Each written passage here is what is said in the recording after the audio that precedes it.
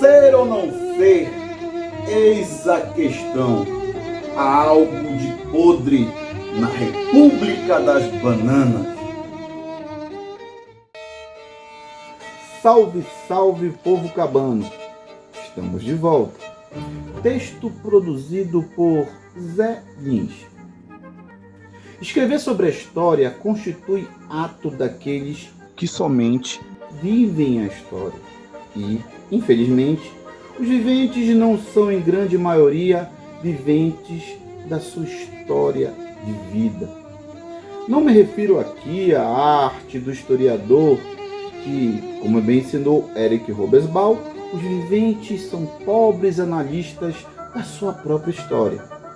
Falo sim, da história enquanto ato de sublevar a vida, de resistir a toda e qualquer pobre interpretação dos mortos, daqueles que não conseguem discernir o início da sombria noite e não se agitam indiferentes no anfiteatro que nos encontramos.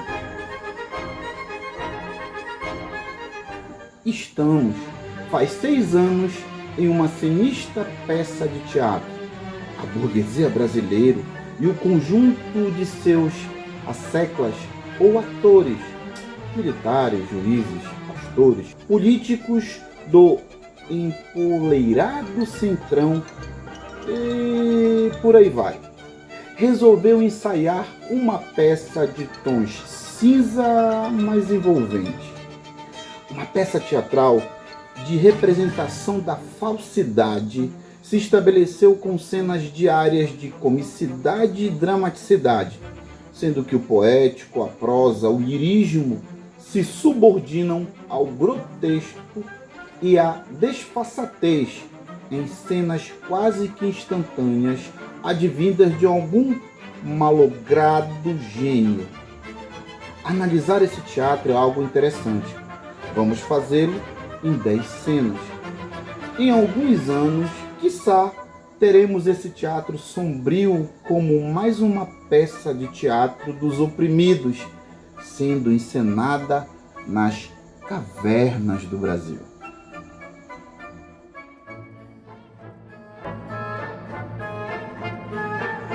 Cena 1. A história se faz verbo mentir. 20 centavos de nostalgia. Os primeiros atores a serem mobilizados, ainda do momento pretérito do atual ciclo histórico brasileiro, foi a juventude trabalhadora, num momento curioso em que, por motivos diversos, as taxas de desocupação diminuíram e alguns parcos direitos, negados por toda a história cênica, eram conquistados. Nossos atores juvenis se mobilizaram. Inicialmente foram 20 centavos de aumento no ônibus de São Paulo e depois o oportunismo permanecente dos atores principais que queriam tirar de cena um reformismo frágil da social-democracia petista e impor um liberalismo suicida com ganhos somente para banqueiros. E assim se fez a primeira cena. 20 centavos se perdeu a mão inteira.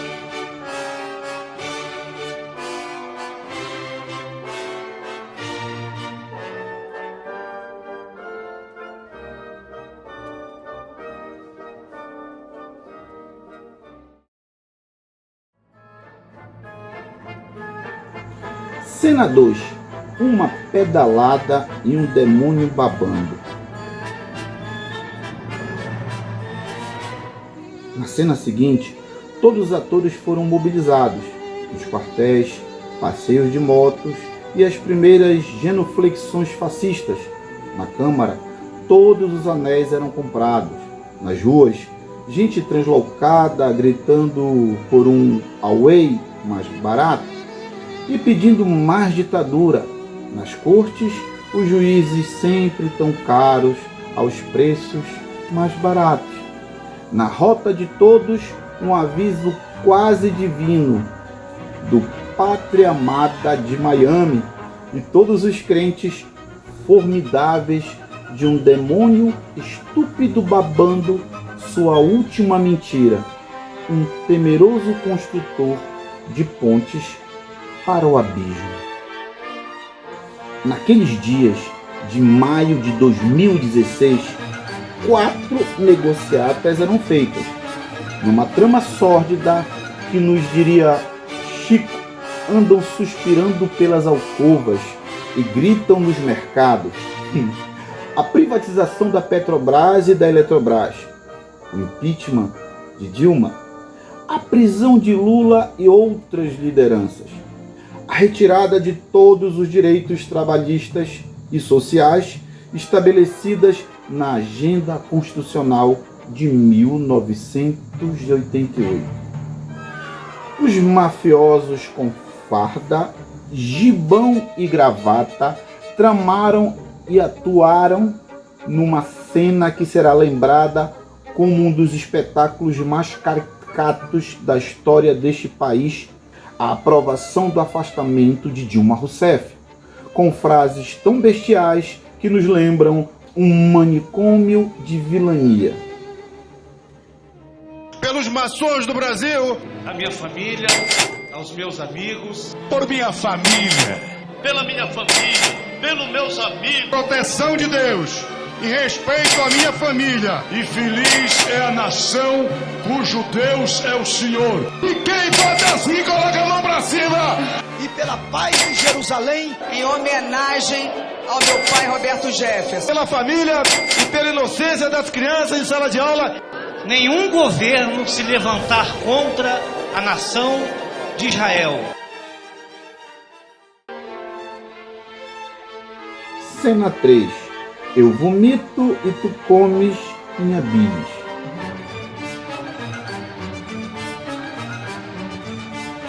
A terceira cena foi um teatro tragicômico, armado pela pseudo-justiça burguesa.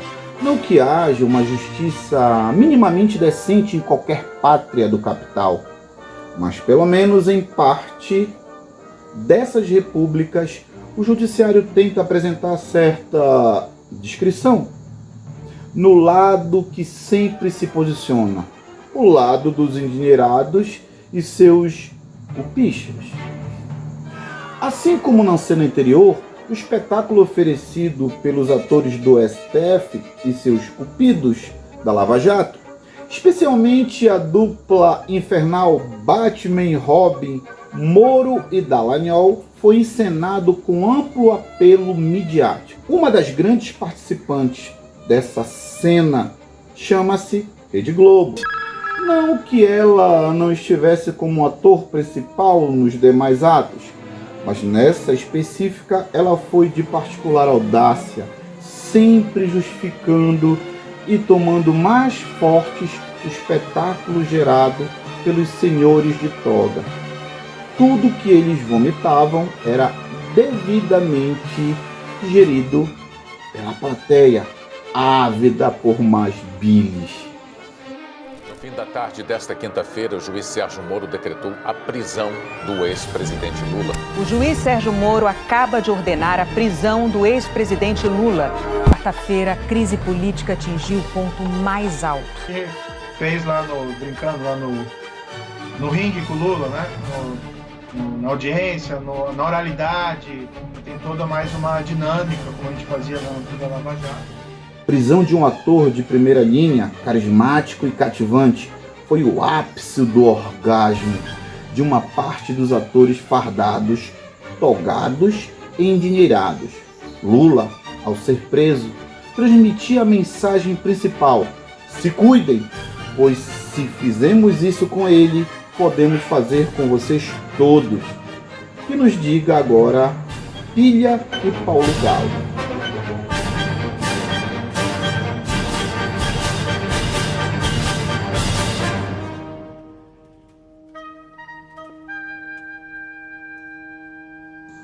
Cena 4.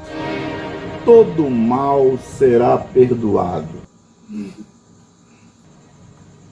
A plateia chega no ano de 2018 já cansada, mas cheia de raiva, rancor, brilho nos olhos e arminha nas mãos. Em março daquele ano, nas ruas do maior anfiteatro ao ar livre do Teatro Sombrio Brasileiro, as ruas da cidade do Rio de Janeiro, os atores, militares e milicianos iluminavam a luz do dia com uma personagem também carismática, jovem, em plena ascensão na disputa social, a vereadora socialista Marielle Franco. A eliminação física dos oponentes sociais de esquerda sempre foi assumida pela burguesia brasileira e seus serviçais como forma de imposição dos seus interesses. Para esses atores e impostores, todo mal contra o povo brasileiro será sempre perdoado.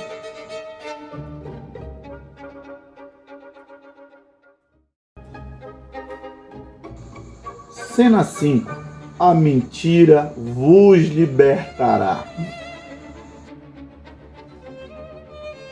Era setembro de 2018 e um dos personagens mais caricatos da representação social da burguesia brasileira, o capitão do mato, escravocrata, observava a oportunidade de chegar ao ápice do poder institucional. Em outro anfiteatro, ao ar livre na cidade de Juiz de Fora, em Minas Gerais, se observa um novo normal do Teatro Sombrio. Uma facada fake, sem sangue e uma ampla divulgação pela mídia estabelecia a normalização da mentira como voz principal do regime fascista em construção.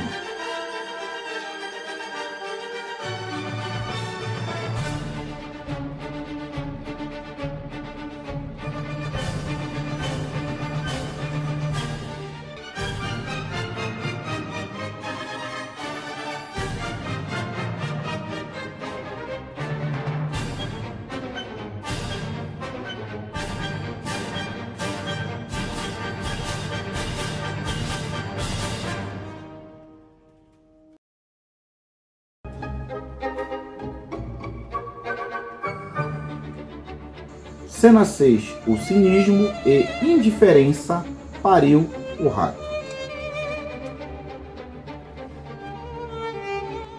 Em novembro de 2018, o rato era parido em sua forma completa, com votos, sorriso e gostos de amplos setores: militares neonazistas, pastores neopentecostais, a Globo, Record, SBT, banqueiros e seus herdeiros cínicos e indiferentes, todos e todas serenamente bebendo o futuro e passado que os encerra.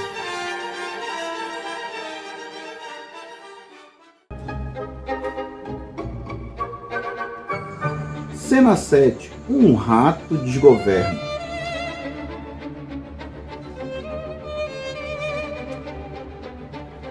No início de 2019, se fez crente o que era vazio. As armas se espalham vendidas ou doadas.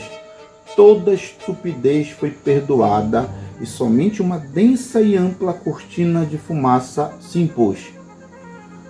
Com isso, toda a boiada passou. Privatizaram até os garfos do tal Palácio do Planalto e qualquer mínimo de direito social foi excluído. Porém, aquele mentecapto, pensado e ungido por toda a burguesia brasileira, tinha enorme capacidade de manter toda a plateia sorridente.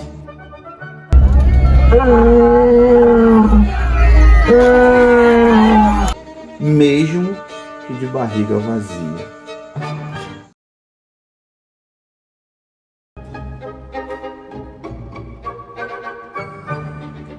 Cena 8. Tua morte é tua culpa.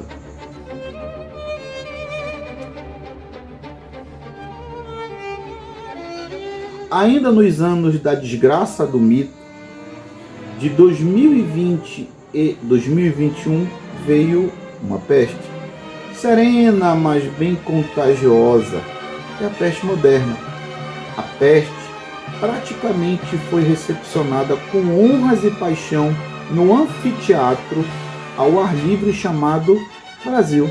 Tem a questão do coronavírus também, que no meu entender está sendo superdimensionado o poder destruidor desse vírus. Obviamente temos no momento uma crise, uma pequena crise, né? No meu entender, é muito mais fantasia a questão do coronavírus, que não é isso tudo que a grande mídia propala ou propaga pelo mundo todo.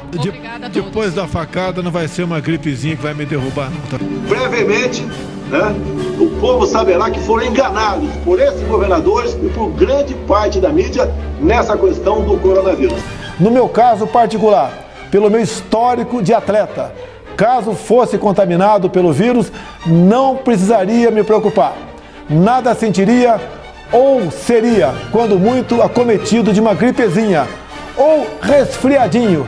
Eu acho que não vai chegar a esse ponto, até porque o brasileiro tem que ser estudado. Ele não pega nada, vê o cara pulando em esgoto ali, sai, mergulha, tá certo? E não acontece nada com ele. O vírus está aí, vamos ter que enfrentá-lo. Vai enfrentar como homem, pô, não como moleque. Vamos enfrentar o vírus com a realidade, é a vida. Todos nós iremos morrer um dia. O vírus é uma coisa que 60% vai ter, 70%. Não vai fugir disso, a tentativa é de atrasar a infecção para os hospitais poderem atender. Cara, quem fala de eu não sou coveiro, tá vendo? Presidente, mais uma coisa. Não sou coveiro, tá? E aí? Lamento que eu faço o quê? Eu sou Messias, mas não faço milagre. Em cada casa do gado mentecapto, os sorrisos estúpidos lhe davam bênção.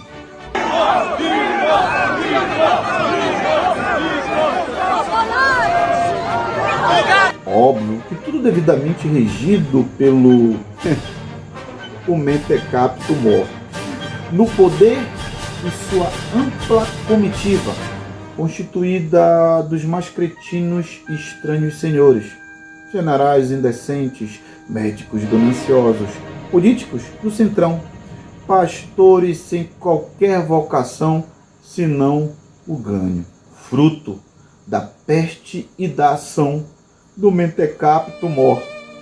Se teve a ação da ceifadora, levando bem mais que 500.000 almas para o abismo. E os que ficaram, parece que continuavam com a gratidão pela peste do seu mentecapto mor e falso cristão. Afinal de contas, tua morte, como tua vida, é tua, somente tua responsabilidade.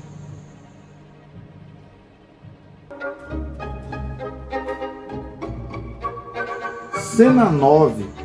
O abismo e a resistência.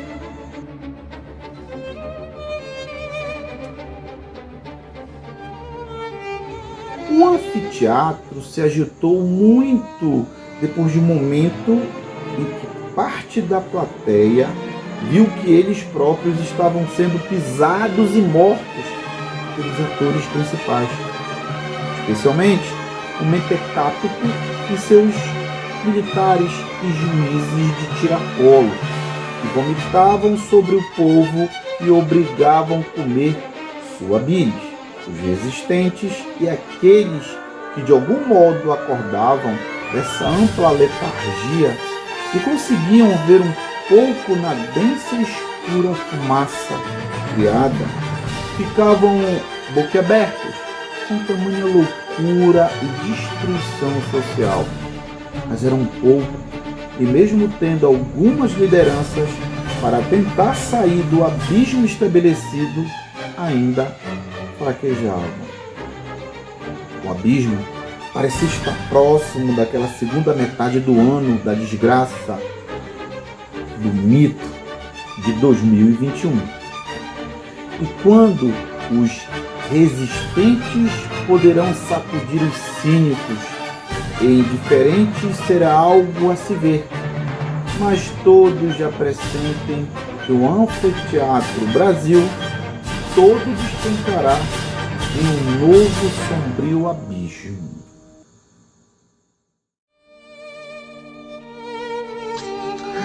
Décimo ato.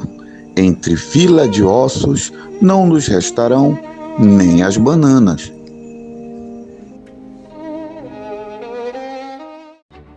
A tragédia que ceifou as vidas de mais de 500 mil de brasileiros num espetáculo cruel, desumano, de anti-heróis populistas, mitos que se mostraram monstros, falando em nome de Deus e da pátria, num proselitismo cheio de ódio sobre as minorias e da maioria que passa fome, no final dantesco, sem sorriso, sem aplauso, marcado no lixo da história desse país. E pelo visto, entre fila de ossos, não nos restarão nem as bananas.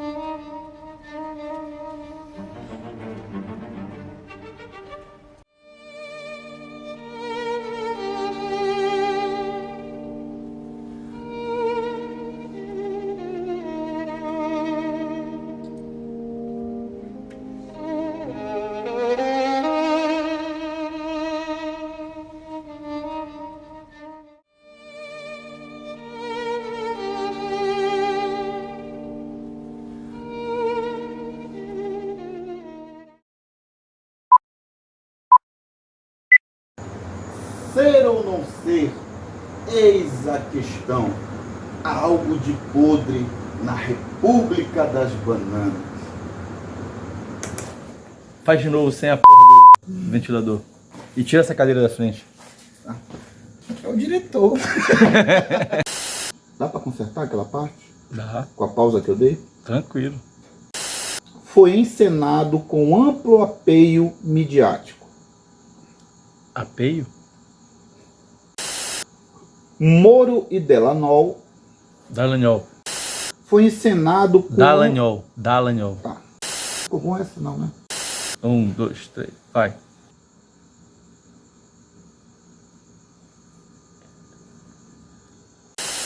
Cena 8. Não, volta.